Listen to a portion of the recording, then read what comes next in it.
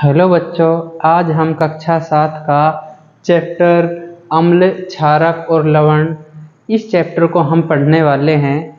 इस पाठ में हमें बहुत सारी ऐसी चीज़ें जानने को मिलेगी जो आज तक बच्चों तुम्हें नहीं पता था। देखिए, हमको सबको पता है कि कुछ पदार्थ हमें जब हम उनको खाते हैं तो वो कड़वे लगते हैं और कुछ पदार्थ हमें खट्टे लगते हैं। तो वे पदार्थ खट्टे क्यों लग रहे हैं और कड़वे क्यों लग रहे हैं, इसका कारण हम इस चैप्टर में जानेंगे, इस पाठ में जानने का प्रयास करेंगे। तो देखिए, हमारी हेडिंग है अम्ल क्षार में अंतर। देखिए, कुछ पदार्थ हमें खट्टे लग रहे हैं, कुछ पदार्थ हमें कड़वे लग रहे हैं। इनका कारण क्या है? मान लीजिए इमली, टमाटर और संतरा, आंवला, जब हम इनको खाते हैं तो ये हम खट्टे क्यों लगते हैं और कोई चीज़ हमें कड़वी क्यों लगती है।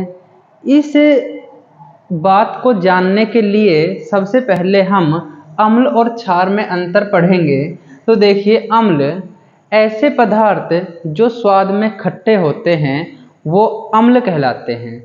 तो आंवला है, संतरा, इमली, जब हम इनको खाते हैं तो ये खट्टे लगते हैं। ये खट्टे इसलिए लग रहे हैं क्योंकि इनके अंदर एक एसिड पाया जाता है, एक अम्ल पाया जाता है।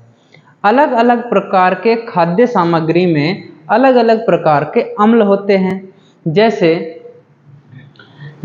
टमाटर है, टमाटर में अलग प्रकार का अम्ल होगा, इमली में अलग प्रकार का अम्ल होगा। ऐसे ही सिरका जो कि चाउमीन बनाने में यूज किया जाता है, खट्टा करने के लिए यूज किया जाता है, उसमें एक अलग प्रकार का अम्ल होता है। तो ऐसे पदार्थ जो स्वाद में खट्टे होते अम्ल कहलाते हैं, जबकि ऐसे पदार्थ जो स्वाद में कड़वे होते हैं क्षार कहलाते हैं। स्वाद में कड़वे होते हैं वो क्षार कहलाते हैं, स्वाद में खट्टे होते हैं वो अम्ल कहलाते हैं। दूसरे नंबर पर आती है कि अम्ल जो है इनकी pH 0 से 7 के बीच में होती है। अब ये pH क्या है ये इसके बाद हम पढ़ेंगे। अभी केवल इतना याद रखो कि अम्ल की pH 0 से 7 के बीच में होती है। थोड़ा सा मैं बता देता हूँ। pH एक स्केल है, pH एक पैमाना है, एक स्केल है। उस स्केल पर 14 लाइनें होती है, ठीक है, 0 से और 14 तक।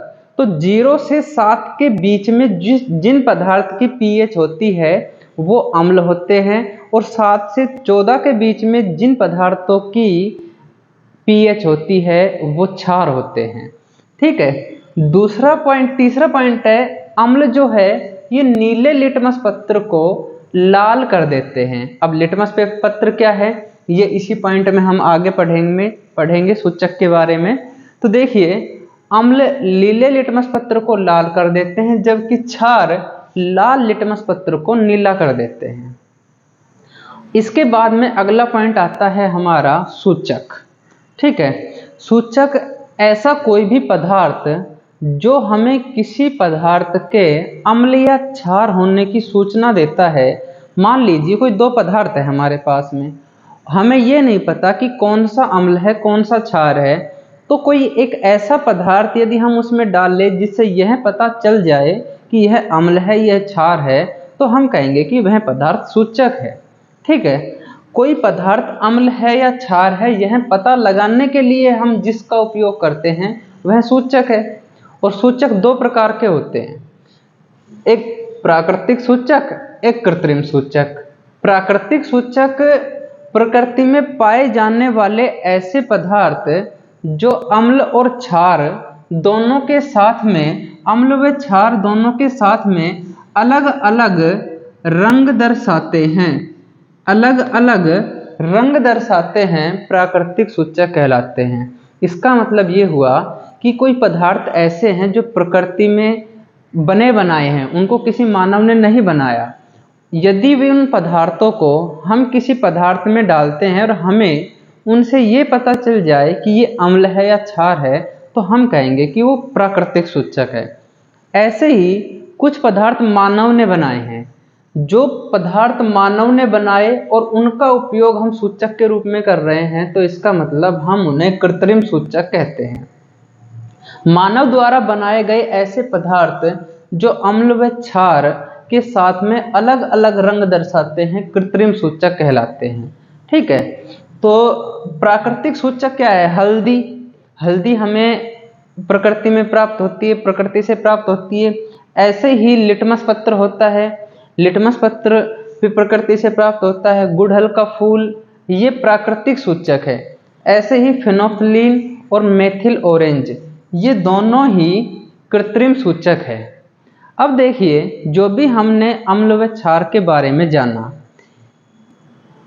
यह चीज हम प्रयोग के माध्यम से समझ सकते हैं। जैसे मान लीजिए हमारे पास में ये दो बीकर है, कौन से बीकर में अम्ल है कौन से में क्षार है हमें ये नहीं पता।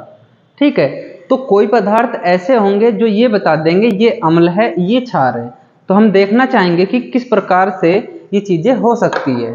ठीक है, तो इसके लिए हमें कुछ लिटमस पेपर की आवश्यकता होगी।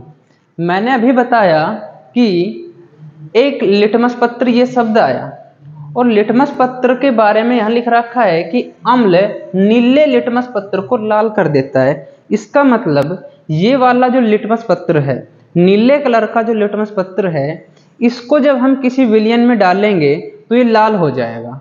ठीक है, दूसरे में लिखा हुआ है ये लाल लिटमस पत्र को नीला कर देते हैं। ये वाला हमारे पास में लाल लिटमस पत्र है। जब ये किसी पदार्थ में डालेंगे और ये नीला हो जाए तो हम कहेंगे कि वो क्षार है। तो दो प्रकार के हमारे पास में लिटमस पत्र है, ये कागज के जैसा होता है। ठीक है, जब हम इन्हें किसी विलयन में डालेंगे तो ये अलग अलग रंग प्रदान करेंगे। जैसे अभी हम डालने का प्रयास करते हैं।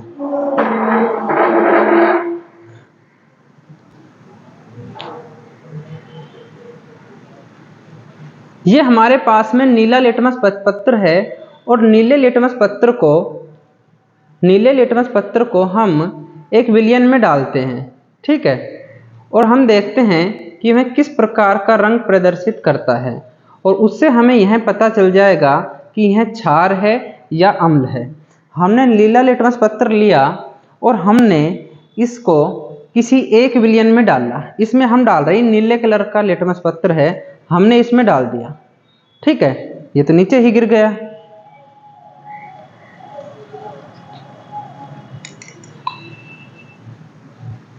अब देखिए, जो नीले कलर का लिटमस पत्र था यह नीले ही रंग का रहा इसमें। इसका मतलब इसमें इस लिटमस पत्र ने कोई प्रभाव नहीं दर्शाया।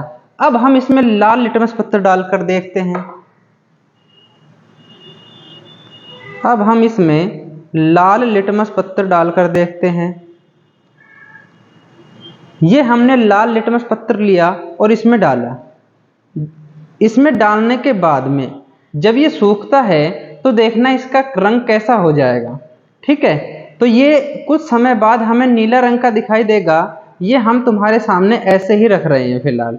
ठीक है, ये वाला लाल था और हमने इसे डाला था, ये वाला नीला था, नीले का नीला रहा। अब हम इसमें ये विलयन में हम लाल लिटमस पत्र और नीला लिटमस पत्र दोनों ही डालते हैं। सबसे पहले तो हम नीला लिटमस पत्र डालेंगे। नीला लिटमस पत्र डालेंगे,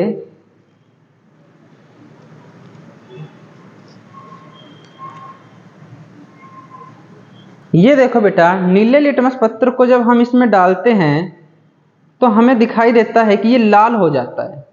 नीले लिटमस पत्र लाल हो जाता है, तो ये लाइन लिखी हुई है अम्ल में, इसका मतलब ये अम्ल है।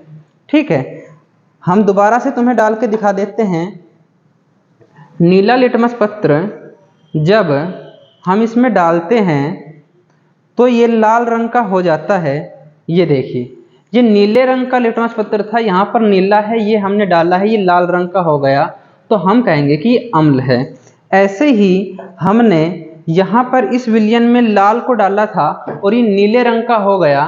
जो नीला था वो तो नीले के नीला ही रहा और ये नीले रंग का हो गया, इसका मतलब ये क्षार है।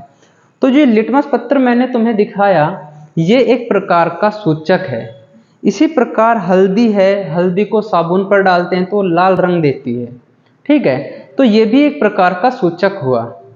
इतना बेटा इस चैप्टर में इतना जितना भी मैंने अभी बताया है, इसमें कोई भी दिक्कत हो आप मुझे कमेंट करके पूछ सकते हो। फिलहाल इसको नोट कीजिए, इसके बाद में आगे का चैप्टर जो भी बचा हुआ है हम उसको पढ़ेंगे।